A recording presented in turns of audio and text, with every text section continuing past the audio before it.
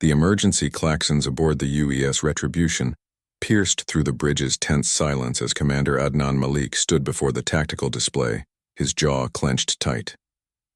The holographic projection showed the smoldering remains of New Karachi colony, 3 million souls reduced to radioactive ash by the Zephyrian Empire's plasma bombardment.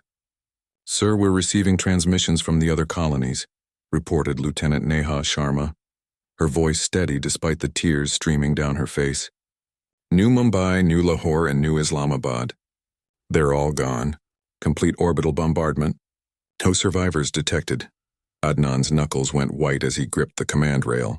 The Zephyrians had made a critical miscalculation. They thought humans were just another species to be conquered, another collection of worlds to be absorbed into their ever-expanding empire.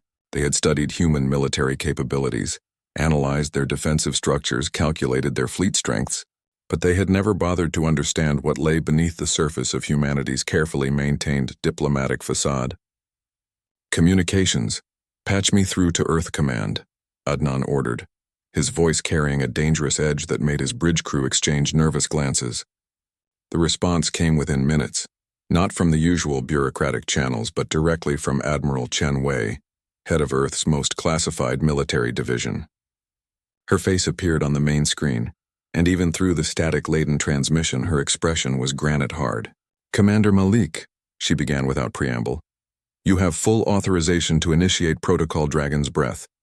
The Senate has unanimously voted to declassify and deploy all assets. Humanity's children have been murdered.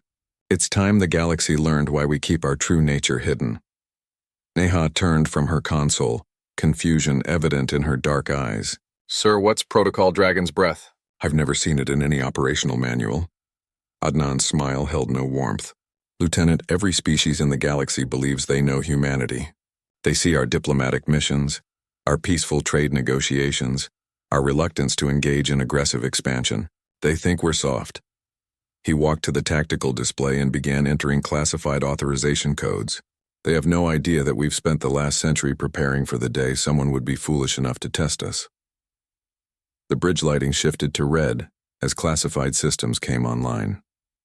Hidden panels slid away to reveal additional weapon controls, and the ship's hull configuration began to change as armor plating realigned and concealed weapon systems extended.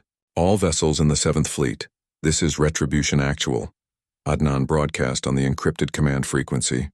"Authorization Dragon's Breath is now active. Shed your sheep's clothing, dragons. Time to show the galaxy our true faces." Across space, the response was immediate and terrifying. Human ships that had appeared to be simple cargo vessels and civilian transports began their metamorphosis. Hidden weapon ports opened like hungry mouths, revealing particle beam arrays that could crack moons. Diplomatic vessels extended massive railgun batteries that had been concealed within their seemingly innocent hulls. The humans' true fleet, 3 times larger than any intelligence service had estimated, decloaked throughout Zephyrian space. "Sir," Neha reported, her voice filled with awe as she monitored the fleet-wide transformations. "I'm reading massive energy signatures from all human vessels. Power levels they're off the charts. How is this possible?" "The Zephyrians think they conquered 4 human colonies," Adnan replied, watching as his tactical display showed the true scope of Earth's military might for the first time. "What they don't know is that those colonies were bait. We've been watching them for decades, waiting for them to reveal their true intentions. Every human colony they destroyed was equipped with quantum transmitters that recorded everything: their tactics, their weapon signatures, their fleet positions.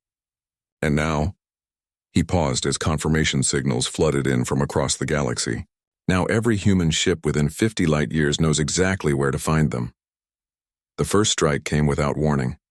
Zephyrian Command, located deep within their home system, simply vanished in a burst of exotic radiation as human ships materialized from quantum jumps and unleashed weapons that shouldn't have existed.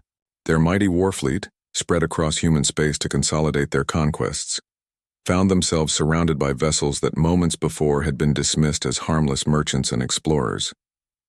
"This is impossible," came the frantic transmission from Zephyrian Fleet Admiral Krextar.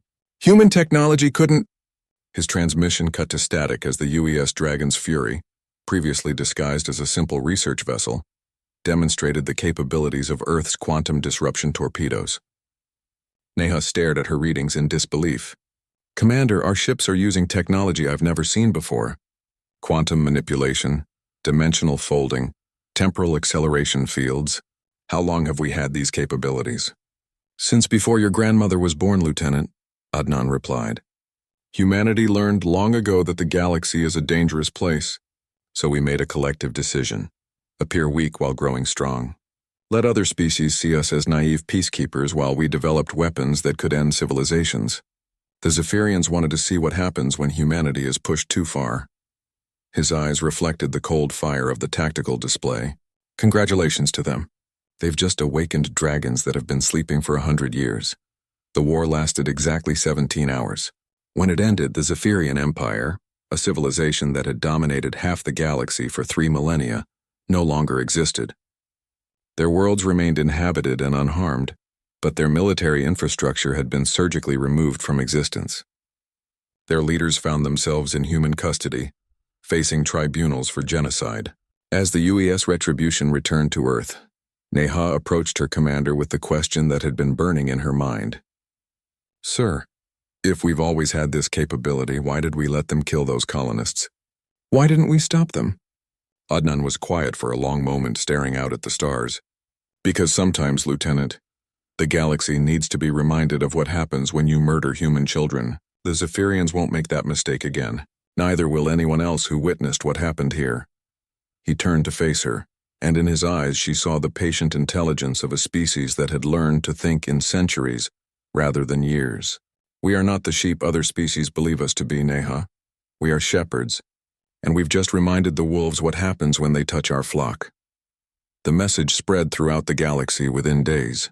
Humanity's colonies were under the protection of dragons that slept lightly and struck without mercy. And in the years that followed, not a single human world was ever attacked again.